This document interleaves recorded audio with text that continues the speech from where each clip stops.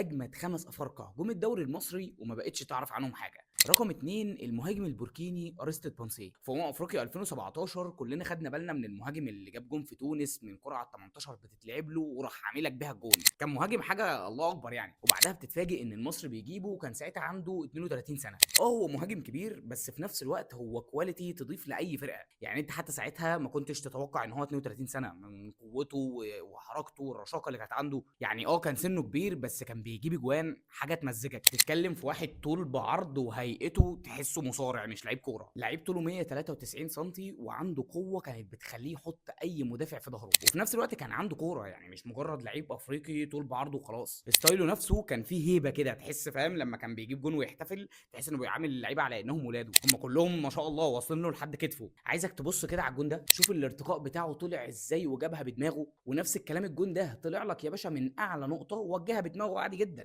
يا جدعان هم دول المهاجمين والله. المهاجم اللي بجد اللي بنفس كواليتي بونسي دي. بس طبعا زيه زي كوليبالي بالظبط، فقد لك الشغف بدون اي سبب. وهنا بقى ما هربش مره، ده هرب لك مرتين ثلاثه، وكان كل مره يهرب واداره المصري ترجعه، يهرب واداره المصري ترجعه لغايه ما فسخوا التعاقد في الاخر. وفي الاخر رجع لك لعب في الدوري البوركيني وكان حاسس في الصوره دي تحس ان هو ملك زمانه. واخر نادي لعب فيه كان حوريه الغيني. واستنوا الاجزاء اللي جايه عشان تعرفوا